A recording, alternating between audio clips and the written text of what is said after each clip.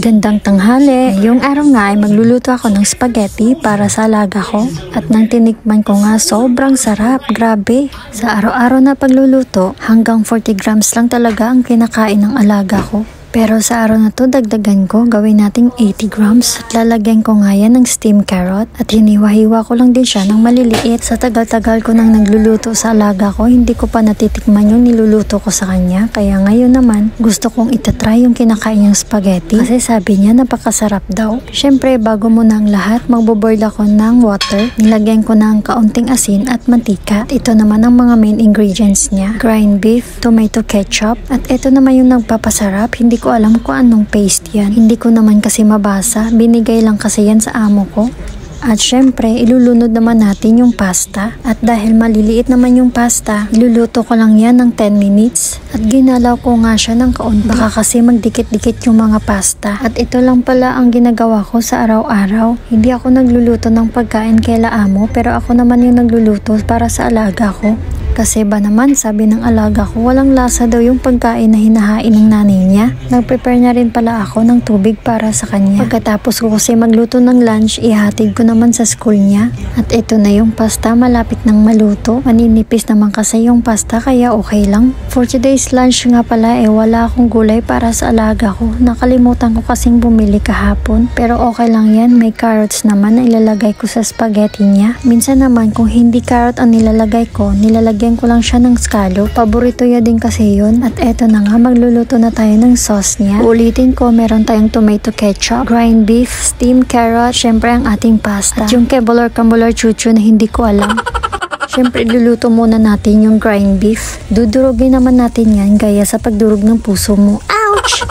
Hoy, walang ganun. Lutuin lang natin ng mabuti hanggang sa mag-golden brown yung grind beef. Simpleng spaghetti lang ang niluluto ko para sa alaga ko. Nagluto kasi ako ng spaghetti dati na Filipino style. Ayaw na ayaw niya yung lasa. Pero kung sa atin yan, sobrang sarap. Dito kasi sa kanila, tomato ketchup lang okay na. Di gaya sa atin, marami tayong alam. Sa atin kasi special yung pagluluto. At sobrang ligo talaga kasi ng sauce kung sa atin. Pero dito naman sa kanila, ketchup lang okay na talaga. Tapos sa atin naman, lalagyan ng all-purpose cream, may hotdog, may condensed milk. Diba? Pero dito naman kasi sa kanila, hindi kasi talaga sila mahilig sa matatamis. At laging healthy foods yung kinakain. At after ko nga nilagay yung kembulor chuchu na hindi ko alam kung ano yan. Pero ito yung nagbibigay ng lasa. Nung natikman ko nga, ay grabe, sobrang sarap. At nung nahalo ko naman silang lahat, nilagay ko na yung tomato ketchup. Ay, for the go!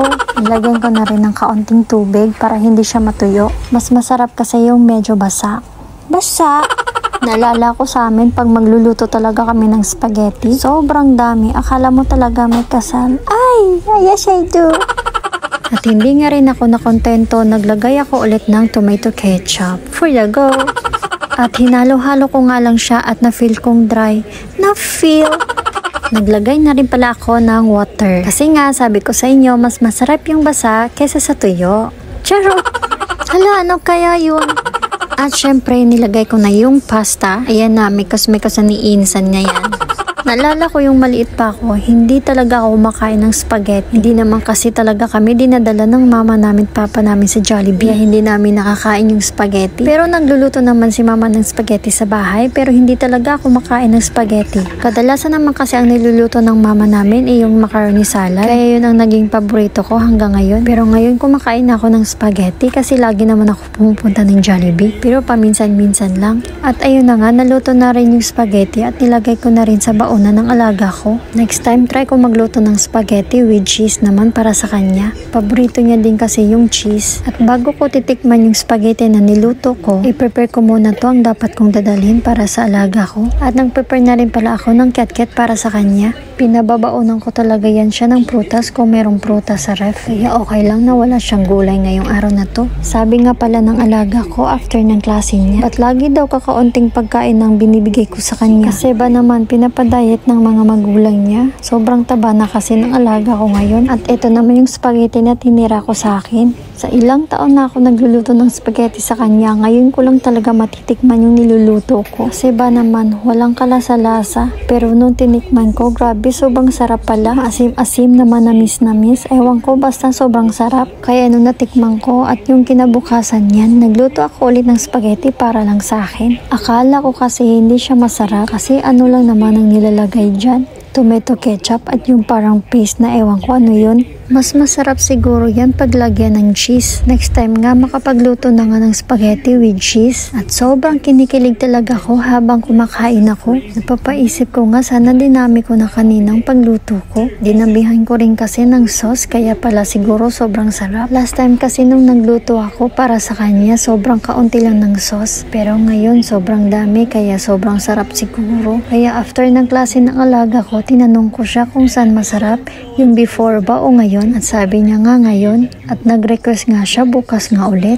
Kaya lang, yung grind beef ubos na pala. Kaya sabi ko next time naman. Napaisip na rin pala ako na sana next time makapagluto ako ng spaghetti, tapos samahan ko ng Shanghai, tapos fried chicken, o diba parang Jollibee na, tapos sabayan pa ng pag-inom ng Coke. Grabe.